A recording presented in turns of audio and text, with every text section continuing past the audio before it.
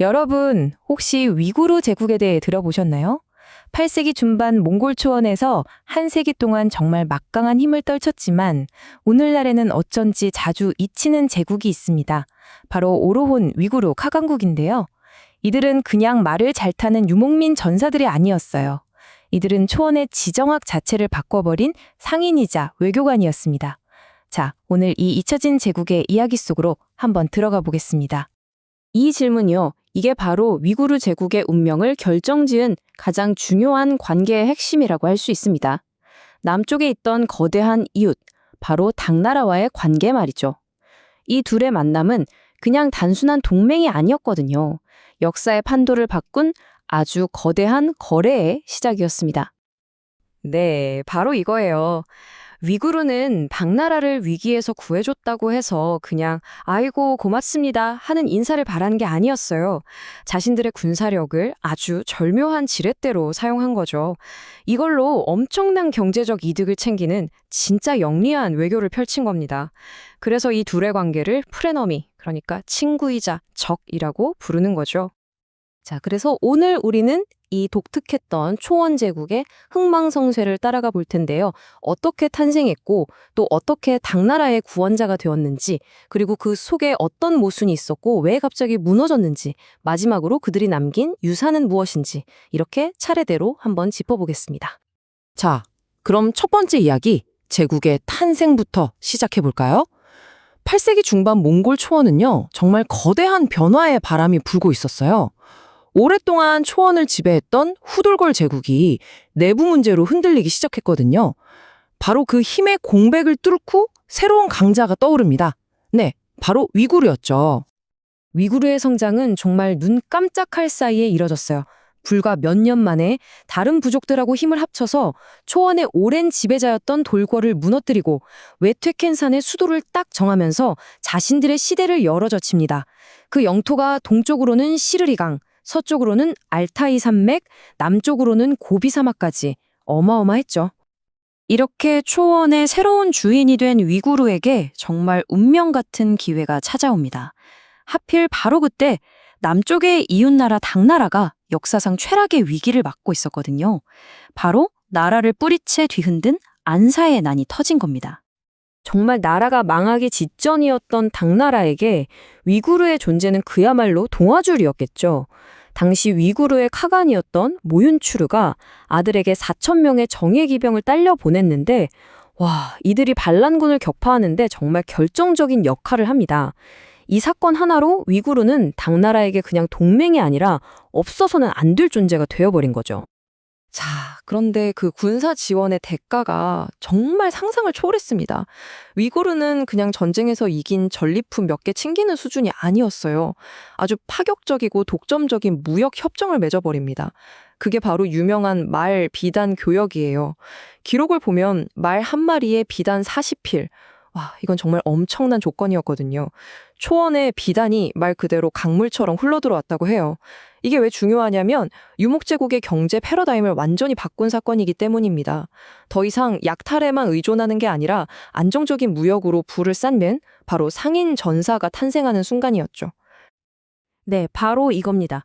이 둘의 관계는 단순히 군사 동맹, 경제 파트너 이걸 넘어서요, 정치적으로도 아주 복잡하게 얽혀 있었습니다. 당나라는 위구르를 달래려고 공주를 카간에게 시집 보내기까지 했고요. 위구르는 이걸 이용해서 자신들의 정치적 위상을 더 높였죠. 뭐랄까, 거의 운명 공동체나 다름없었어요. 하지만 여러분, 빛이 강하면 그림자도 짙어지는 법이죠. 이 엄청난 성공이 역설적으로 위구르 제국 몰락의 씨앗을 품고 있었습니다. 이제부터는 제국을 서서히 흔들었던 그 균열의 조짐들을 한번 살펴보겠습니다. 위구르 제국은 크게 두 가지 위협에 직면하고 있었습니다. 먼저 내부적으로는요, 권력 다툼이 정말 심각했어요. 처음 제국을 세웠던 야글라카르 시족과 나중에 힘을 얻은 에디즈 시족 간의 싸움이 끊이질 않았죠. 쿠데타가 일어나고 카간이 암살당하고 정치적으로 굉장히 불안정했습니다.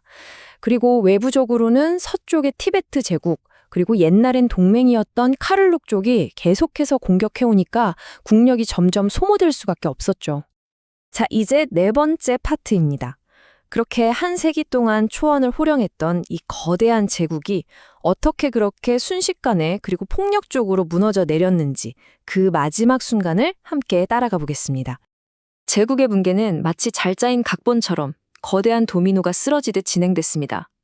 첫째, 수십 년간 이어진 내부 권력 다툼으로 제국의 중심이 이미 썩어 들어가고 있었고요. 둘째, 믿었던 동맹들은 등을 돌려서 오히려 칼을 겨눴습니다.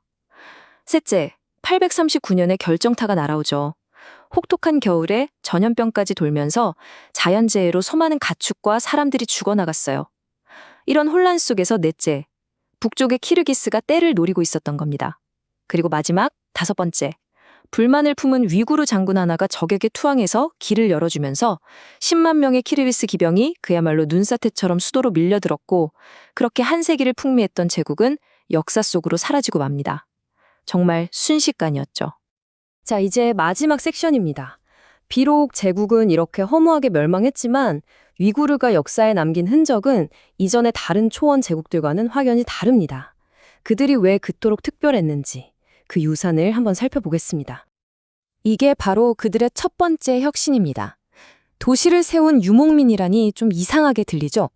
위구르는 유목민의 전통을 깨고 초원 한가운데에 어마어마한 정착 도시를 건설했습니다.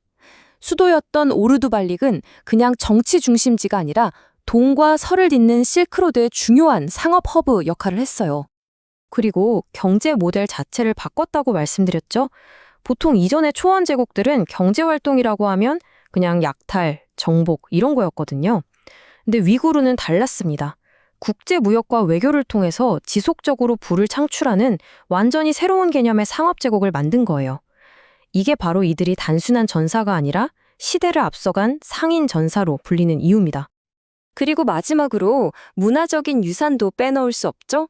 762년에 위구르 카간이 당나라에서 마니교라는 종교를 접하고는 이걸 아예 국교로 삼아버립니다. 이건 투르크 역사에서 정말 유일무이한 사건이에요. 전통적인 샤머니즘을 믿던 초원 사회에 아주 복잡한 세계 종교를 받아들여서 굉장히 독특한 문화를 꽃피우게 된 거죠. 위구르는 이렇게 도시를 세우고 무역으로 부를 쌓고 또 새로운 사상을 받아들인 정말 혁신적인 제국이었습니다. 그래서 이들의 갑작스러운 멸망은 중앙아시아의 역사의 흐름을 바꿔놓은 큰 사건이었죠. 여기서 마지막 질문을 던져봅니다. 만약에 이 상인전사 제국이 무너지지 않고 계속 살아남았다면 오늘날 우리가 아는 실크로드와 중앙아시아의 역사는 과연 어떻게 달라졌을까요? 한 번쯤 생각해 볼 만한 질문인 것 같습니다.